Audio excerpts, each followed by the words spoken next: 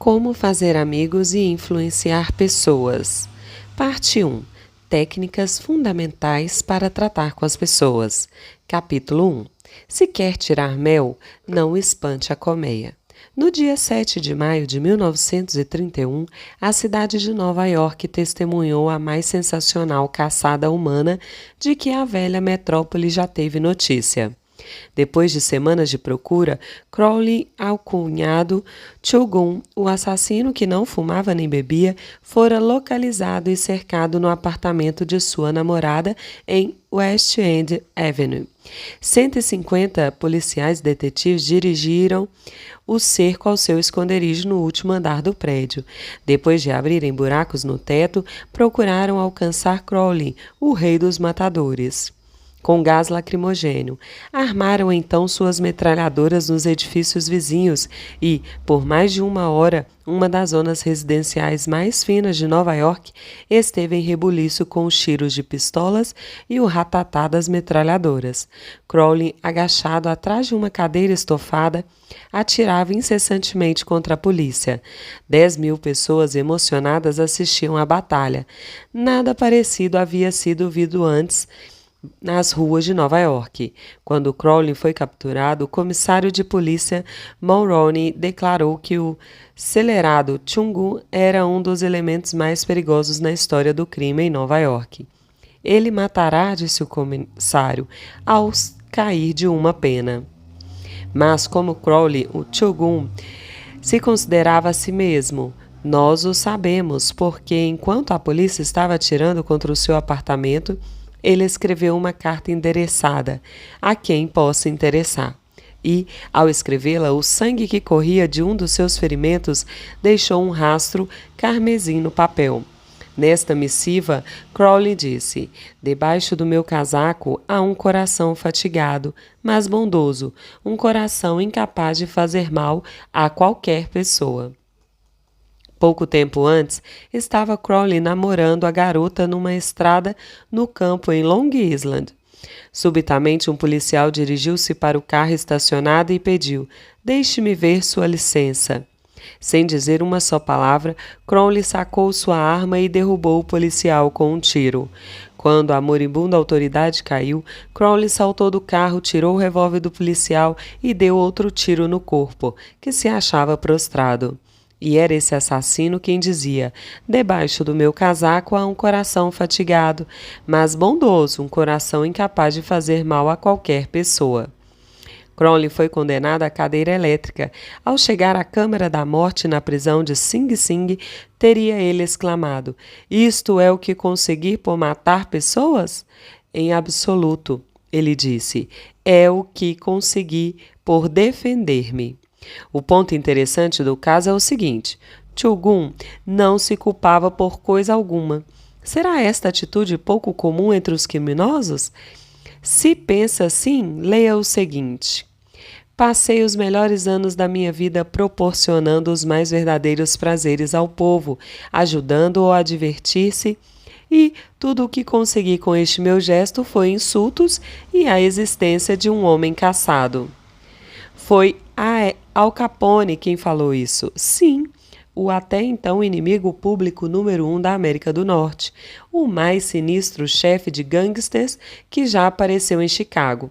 Capone não se condena. Julga-se um benfeitor público mal apreciado e mal compreendido. E o mesmo fez Dutch Schultz antes de baquear atingido pelas balas dos gangsters em Newark. Schultz, um dos mais notáveis larápios de Nova York, declarou numa entrevista aos jornais que ele era um benfeitor público e acreditava nisto.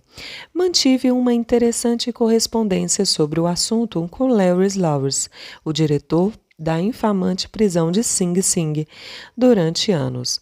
Afirmou-me ele que poucos criminosos em Sing Sing se consideravam más pessoas. São tão humanos como você e eu. Por isso justificam e explicam. Eles podem dizer-lhe porque foram rápidos no apertar o dedo no gatilho.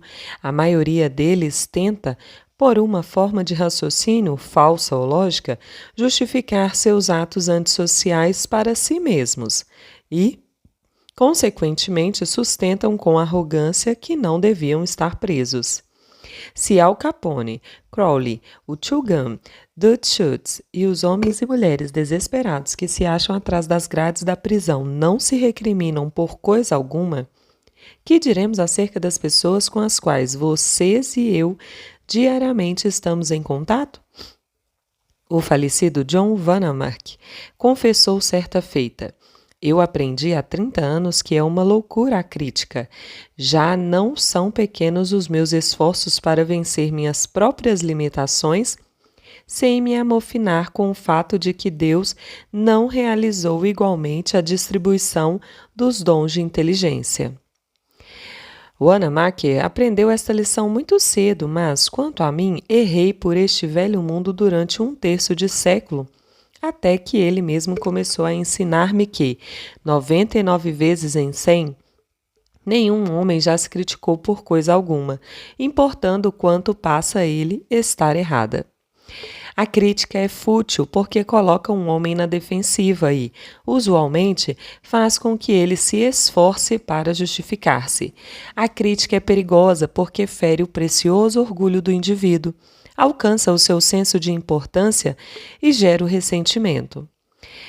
B.F. Skinner, o mundialmente famoso psicólogo, através de seus experimentos, demonstrou que um animal que é recompensado por bom comportamento aprenderá com maior rapidez e reterá o conteúdo aprendido com muito maior habilidade que um animal que é castigado por mau comportamento.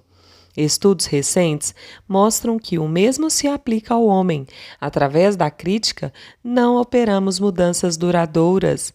É a miúde ocorre o ressentimento. Hans Selye, outro notável psicólogo, afirmou: com a mesma intensidade da sede que nós temos de aprovação, tememos a condenação. George B. Johnston, de Enid, Oklahoma, trabalha como coordenador da segurança de uma empresa de engenharia. Entre as suas responsabilidades está a fiscalização que busca garantir que todos os empregados, ao trabalharem no campo, usem seus capacetes. Segundo ele, ao deparar com os trabalhadores sem capacete, impunha-lhes sua autoridade ao falar sobre regulamento e exigia-lhes que o cumprissem rigorosamente. Como resultado, obtinha obediência imediata, mas tão logo se afastava, os operários retiravam seus capacetes. Decidiu, por isso, experimentar uma abordagem diferente. Na primeira oportunidade em que viu alguns dos trabalhadores infringindo os regulamentos, perguntou-lhes se o capacete era desconfortável ou se ele não se ajustava às suas cabeças. Em seguida, lembrou-lhes, empregando um tom de voz agradável, que os capacetes tinham a função de prevenir acidentes e sugeriu que eles os usassem para seu próprio bem, durante o período de trabalho. O resultado foi um aumento da observância do regulamento, sem que surgissem ressentimentos ou perturbações emocionais. Milhares de páginas da história estão cheias de exemplos da futilidade da crítica, exemplos que poderão ser encontrados facilmente. Tome, para ilustração, a famosa polêmica entre Theodore Roosevelt e o presidente Taft, polêmica que dividiu o Partido Republicano, colocou Woodrow Wilson na Casa Branca, traçou notáveis e luminosas linhas através da Grande Guerra e alterou o curso da história. Façamos uma revisão dos fatos, rapidamente. Quando Theodore Roosevelt deixou a Casa Branca em 1908, fez Taft seu sucessor e seguiu para a África à caça de leões. Ao regressar, Roosevelt explodiu, denunciou Taft pelo seu conservantismo, formou o partido Bull Moose e tudo mais para demolir o Grand Ole Party, o Partido Republicano. Na eleição que se seguiu, William Howard Taft e o Partido Republicano contaram apenas com 2 estados, Vermont e Utah. Foi a mais estrondosa derrota que o velho e tradicional partido já sofrera. Theodore Roosevelt acusava Taft, mas teria este recriminado? Naturalmente que não.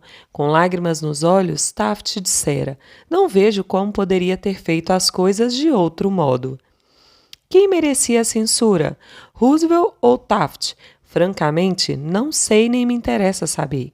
Quero apenas mostrar que toda a crítica de Theodore Roosevelt não convenceu Taft de que ele estava errado, apenas fez com que procurasse justificar-se, reiterando com lágrimas nos olhos: "Não vejo como podia ter feito as coisas de outro modo." Veja agora o exemplo do escândalo do Theatre Portsmouth Hall. Lembra-se dele? Manteve os jornais vibrando de indignação durante os primeiros anos 20. Arruinou a nação. Na memória dos vivos, nada parecido com tal escândalo havia acontecido antes na vida pública americana. Eis os fatos concretos do escândalo. Albert B. Fall, secretário do Interior no governo Harding, estava a braços com o arrendamento das reservas de petróleo em Elk Hill e Thetford Dam, reservas de petróleo que tinham sido postas de lado para o uso futuro da Marinha. Abriu o secretário do Estado, Fall, uma concorrência pública? Não, senhor. Entregou o nababesco e rendoso contrato diretamente ao seu amigo Edward L. Dorlin. E que fez este? Concedeu a Fall o que ele, com satisfação, chamou de empréstimo, a quantia de $100 mil. Então, de um modo altamente inteligente, o secretário Fall ordenou à Marinha dos Estados Unidos naquele distrito que obrigasse à retirada os competidores que, com seus postos adjacentes, estavam solapando o petróleo da Armada em Elk Hill. Os competidores, obrigados a retirar-se de seus terrenos à força de armas e baionetas, dirigiram-se imediatamente à corte e divulgaram o escândalo dos $100 mil da concessão das reservas de petróleo da Thetford Dam. A podridão descoberta foi tamanha que arruinou a administração Harding, encheu de náuseas toda a nação. Ameaçou de dissolução o Partido Republicano e colocou Albert B. Fall atrás das grades da prisão. Fall foi condenado como poucos homens na vida pública já o foram. Ter-se-ia ele arrependido? Nunca. Anos mais tarde, Herbert Hoover, num discurso público, declarou que a morte do presidente Harding tinha sido motivada pelo traumatismo moral que lhe causara a traição de um amigo. Quando a senhora Fall ouviu isto, saltou da cadeira, chorou, brandiu os punhos e exclamou: "O quê? Harding foi traído por Fall? Não, meu marido jamais traiu alguém. Esta casa cheia de ouro não faria meu marido cometer um erro. Ele, sim, é que foi traído, levado ao Calvário e crucificado." Eis aí a natureza humana em ação, o culpado culpando todos. Menos a si mesmo. Somos todos assim. Por isso, quando você e eu tivermos de criticar alguém amanhã, devemos lembrar-nos de Al Capone, Turgot e Albert Fale. Compreendamos que as críticas são como os pombos, sempre voltam aos pombais. Tenhamos em mente que a pessoa a quem vamos criticar e condenar provavelmente se justificará e, por seu turno, nos condenará. Ou como disse o nobre Taft, não vejo como podia ter feito as coisas de outro modo. Na manhã de um sábado, 15 de abril de 1865, agonizava Abraham Lincoln num quarto de modesta casa de cômodos que ficava em frente ao Teatro Ford, onde John Wilkes Booth o alvejara. O enorme corpo de Lincoln estava estendido diagonalmente em uma desconjuntada cama muito pequena para ele. Uma reprodução barata do famoso quadro de Rosa Borean, The Rose Far, estava à cabeceira da cama e a pálida chama amarela do bico do gás iluminava veladamente o ambiente. Quando Lincoln agonizava, disse o Sr. Stanton, ministro da Guerra: "Aqui está o mais perfeito governante que o mundo já viu." Qual o segredo de Lincoln no seu êxito no trato com os homens? Estudei a vida de Abraham Lincoln durante 10 anos. Dediquei 3 anos inteiros escrevendo e reescrevendo um livro intitulado Lincoln, esse desconhecido. Creio ser este o mais detalhado e exaustivo estudo sobre a personalidade de Lincoln, sua vida no lar, que um ser humano podia realizar. Fiz um estudo especial do método de Lincoln lidar com os homens. Gostava ele da crítica? Oh, sim! Quando ainda jovem, no Pigeon Creek Valley, na Indiana, não somente criticou, mas escreveu cartas e poemas ridicularizando e jogando essas cartas nas estradas, em pontos onde tinha certeza de que seriam encontradas. Uma delas provocou ressentimentos que duraram toda a vida. Mesmo depois de estar advogando em Springfield, Illinois, Lincoln atacava seus adversários abertamente em cartas que publicava nos jornais. Fez isso por muitas vezes. No outono de 1842, ridicularizou um belicoso político irlandês chamado James Shields. Lincoln satirizou numa carta anônima, publicada no Springfield Age Journal. A cidade riu às gargalhadas. Shields, sensível e orgulhoso, foi presa fácil da indignação. Descobriu o autor da carta, montou no seu cavalo, procurou Lincoln e desafiou-o para um duelo. Lincoln não queria lutar, era contra os duelos, mas não pôde recusar, pois se tratava de sua honra. Coube a Lincoln escolher a arma. Confiando na extensão de seus braços, escolheu as compridas espadas de cavalaria. Tomou lições no manejo da mesma com um graduado em West Point. No dia designado, ele e Shields se encontraram num trecho de areia do rio Mississippi, dispostos a lutar até a morte. No último minuto, porém, os padrinhos resolveram suspender o duelo. Este foi o mais triste incidente pessoal da vida de Lincoln. Foi, porém, para ele, uma valiosa lição na arte de tratar as pessoas. Nunca mais escreveu uma carta insultuosa. Nunca mais ridicularizou ninguém. E, desde então, jamais criticou qualquer pessoa por coisa alguma. De tempos em tempos, durante a Guerra Civil, Lincoln colocou sucessivamente à testa do exército do Potomac vários generais, e todos eles, McClellan, Pope, Burnside, Hooker, Meade, erraram tragicamente, levando Lincoln a andar de um lado para outro em desespero. Metade da nação condenava rancorosamente os incompetentes generais, mas Lincoln, com malignidade para nenhum e com caridade para todos, manteve-se em paz. Uma das máximas que sempre repetia era: não julgueis, se não quiserdes ser julgados. E, quando a senhora Lincoln e outros falavam asperadamente dos sulistas, Lincoln replicava: não os critiquem, são eles exatamente o que nós seríamos sob idênticas condições. Contudo, se algum homem teve oportunidade para criticar, certamente este homem foi Lincoln. Tomemos apenas um exemplo. A Batalha de Gettysburg foi travada durante os 3 primeiros dias de julho de 1863. Durante a noite de 4 de julho, Lee começou a retirar-se para o sul, enquanto tempestades de chuva inundavam todo o país. Quando Lee, com seu exército vencido, chegou ao Potomac, deparou com um rio transbordante, impossível de ser transposto.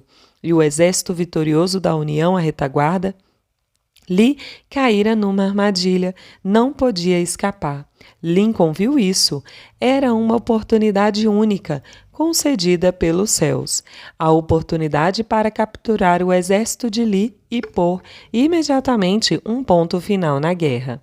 Assim, empolgado pela realização da grande esperança, Lincoln ordenou a Meade atacasse Lee sem demora, sem mesmo ouvir um conselho de guerra para tomar tal decisão. Lincoln mandou suas ordens pelo telégrafo e um mensageiro especial foi enviado a Meade, pedindo uma ação imediata. E que fez o general Meade? Justamente o oposto.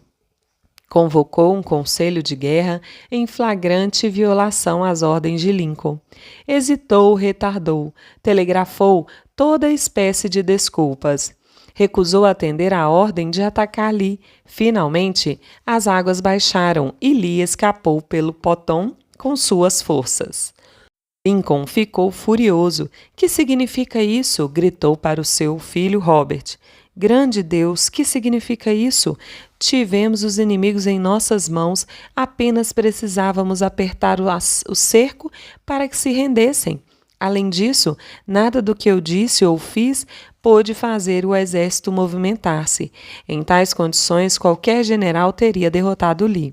Se eu tivesse ido lá, eu mesmo o surraria.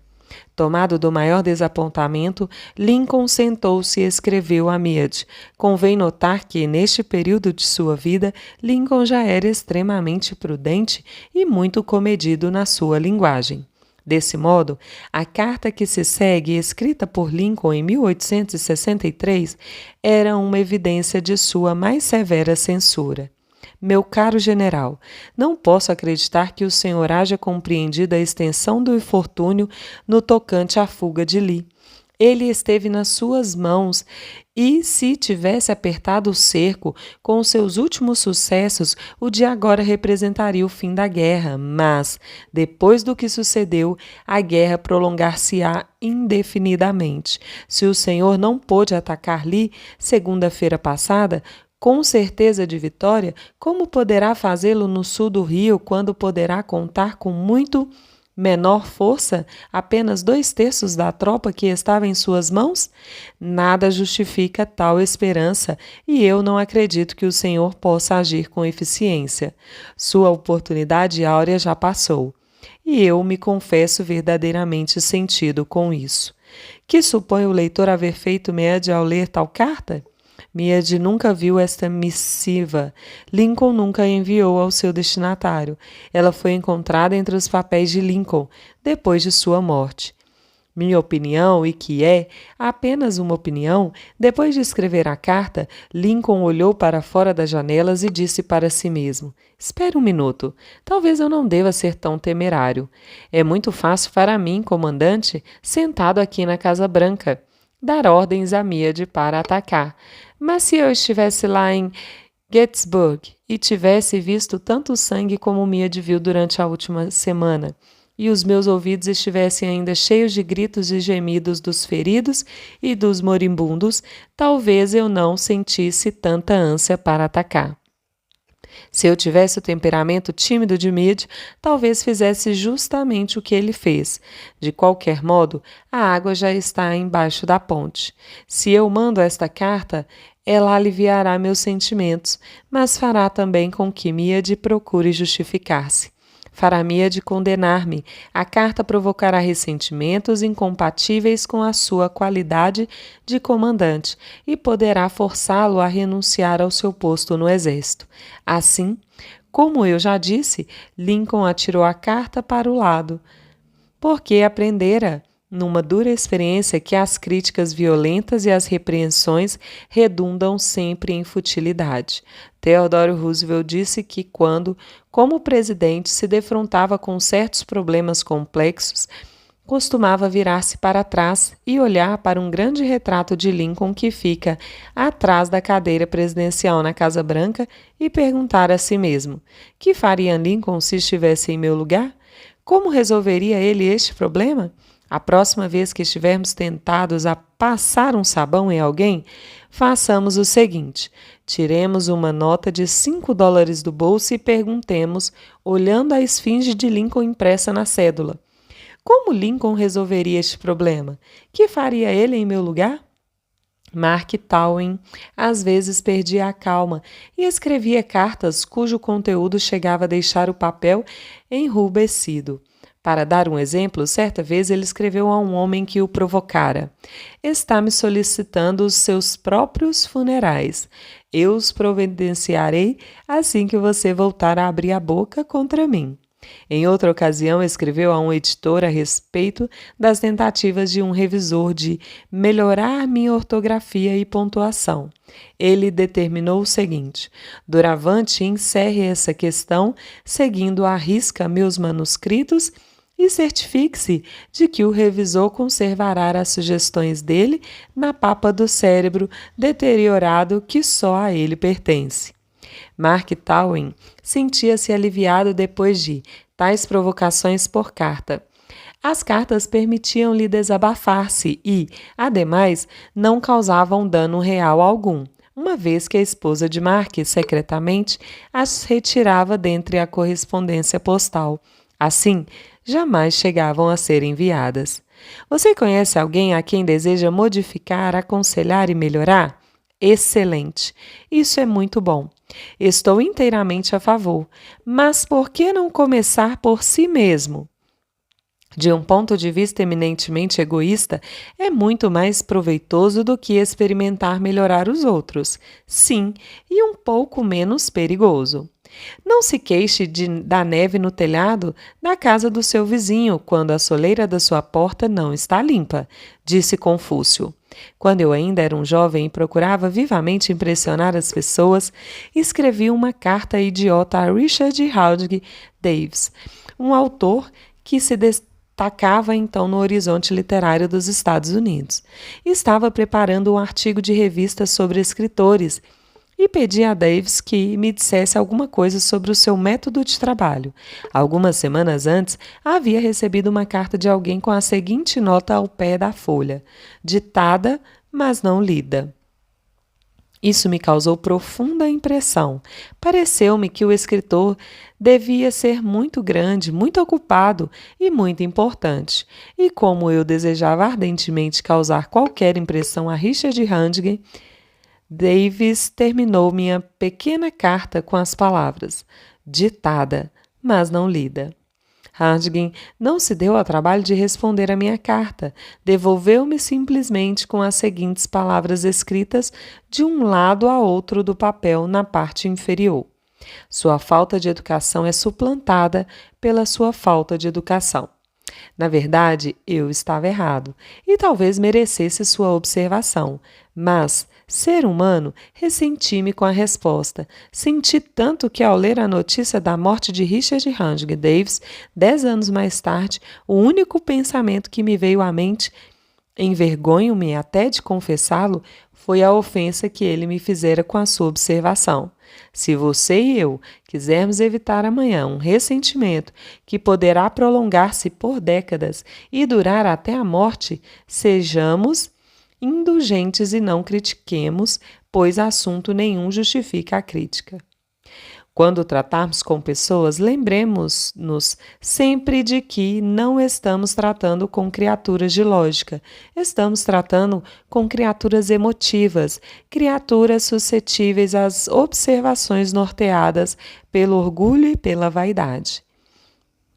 A crítica mordaz fez com que o sensível Thomas Hardy, um dos mais finos romancistas que já apareceram na literatura inglesa, abandonasse para sempre os trabalhos de ficção. A crítica levou Thomas Chatterton, o poeta britânico, ao suicídio. Benjamin Franklin, um tanto descontrolado na sua juventude, tornou-se tão diplomata, tão hábil no lidar com as pessoas que foi nomeado embaixador americano na França. O segredo do seu sucesso? Não falarei mal de nenhum homem, disse ele, e falarei tudo de bom que souber de cada pessoa. Qualquer idiota pode criticar, condenar e queixar-se, e a maioria dos idiotas faz isso.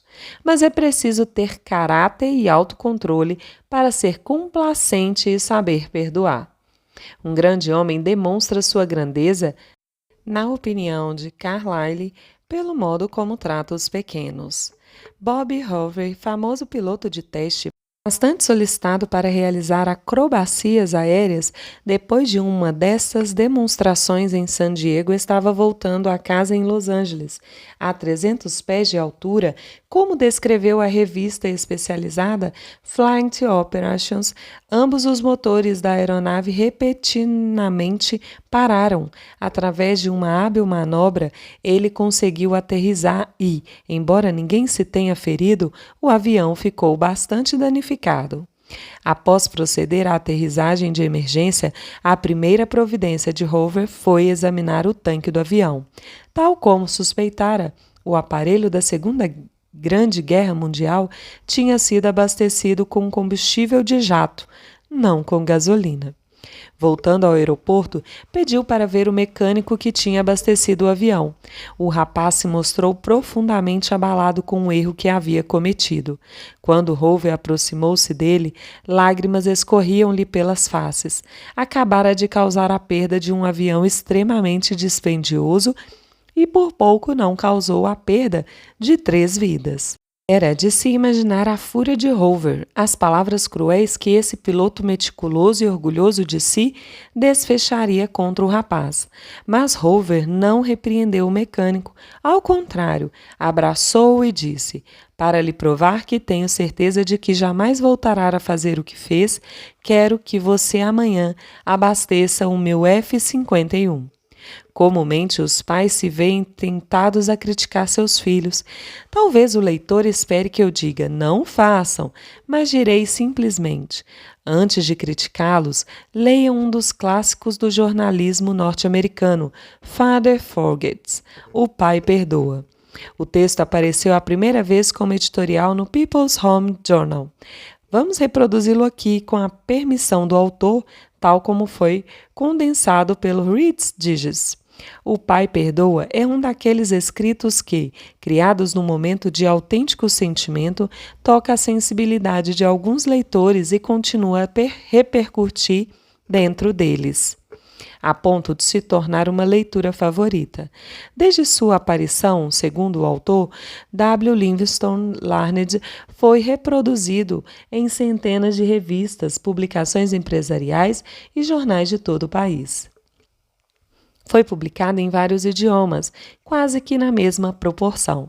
Autorizei sua divulgação a milhares de pessoas que desejavam lê-lo em escolas, igrejas e conferências. Esteve no ar em incontáveis oportunidades e programas. Curiosamente, também foi utilizado por periódicos universitários, além de revistas colegiais. Por vezes, um pequeno artigo, misteriosamente, parece ligar as pessoas, e este, sem dúvida, o conseguia. O Pai Perdoa, W. Livingstone Larned. Escute, filho, enquanto falo isto. Você está deitado, dormindo, uma mãozinha enfiada debaixo do seu rosto, os cachinhos louros molhados de suor grudados na fronte. Entrei sozinho e sorrateiramente no seu quarto. Há poucos minutos atrás, enquanto eu estava sentado lendo meu jornal na biblioteca, fui assaltado por uma onda sufocante de remorso e, sentindo-me culpado, vim para ficar ao lado de sua cama. Andei pensando em algumas coisas, filho. Tenho sido intransigente com você. Na hora em que se trocava para ir à escola, ralhei com você por não enxugar direito o rosto com a toalha. Chamei-lhe a atenção por não ter limpado os sapatos. Gritei furioso com você por ter atirado alguns de seus pertences no chão. Durante o café da manhã, também impliquei com algumas coisas. Você derramou o café fora da xícara, não mastigou a comida, pôs o cotovelo sobre a mesa, passou manteiga demais no pão, e quando começou a brincar e eu estava saindo para pegar o trem, você se virou, abanou e disse: "Tchau, papai!" E, franzindo o senho, em resposta lhe disse: "Endireite esses ombros." De tardezinha, tudo recomeçou. Voltei e quando cheguei perto de casa, vi-o ajoelhado, jogando bolinha de gude. Suas meias estavam rasgadas. Humilhei-o diante de seus amiguinhos, fazendo-o entrar na minha frente. As meias são caras. Se você as comprasse, tomaria mais cuidado com elas. Imagine isso, filho, dito por um pai. Mais tarde, quando eu lia na biblioteca, lembra-se de como me procurou timidamente uma espécie de mágoa impressa nos seus olhos? Quando afastei meu olhar do jornal, irritado com a interrupção, você parou à porta. "O que é que você quer?" perguntei implacável. Você não disse nada, mas saiu correndo num ímpeto na minha direção.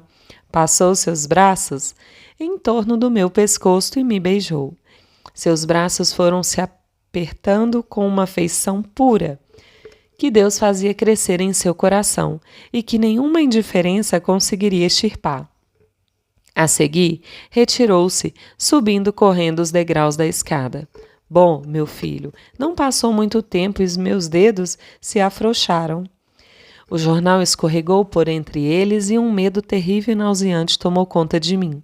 Que estava o hábito fazendo de mim? O hábito de ficar achando erros, de fazer reprimendas, era dessa maneira que eu o vinha recompensando por ser uma criança. Não que não o amasse, o fato é que eu esperava demais da juventude. Eu avaliava pelos padrões da minha própria vida, e havia tanto de bom, de belo e de verdadeiro no seu caráter. Seu coraçãozinho era tão grande quanto o sol que subia por detrás das colinas. E isto eu percebi pelo seu gesto espontâneo de correr e de dar-me um beijo de boa noite. Nada mais me importa nesta noite, filho. Entrei na penumbra do seu quarto e ajoelhei-me ao lado de sua cama, envergonhado. É uma expiação inútil. Sei que, se você estivesse acordado, não compreenderia essas coisas. Mas amanhã eu serei um papai de verdade. Serei seu amigo. Sofrerei quando você sofrer. Rirei quando você ri, morderei minha língua quando palavras impacientes quiserem sair pela minha boca. Eu irei dizer e repetir como se fosse um ritual. Ele é apenas um menino, um menininho. Receio que o tenha visto até aqui como um homem feito, mas olhando-o agora, filho, encolhido e amedrontado no seu ninho, certifico-me de que é um bebê. Ainda ontem esteve nos braços de sua mãe, a cabeça deitada no ombro dela. Exigi muito de você, exigi muito. Em lugar de condenar os outros, procuremos compreendê-los. Procuremos descobrir por que fazem o que fazem. Essa atitude é muito mais benéfica e intrigante do que criticar. E gera simpatia, tolerância e bondade. Conhecer tudo é perdoar tudo. Como disse o Dr. Johnson, o próprio Deus, Senhor, não se propõe julgar o homem até o final de seus dias. Por que o faríamos, você e eu? Princípio 1. Não critique, não condene, não se queixe.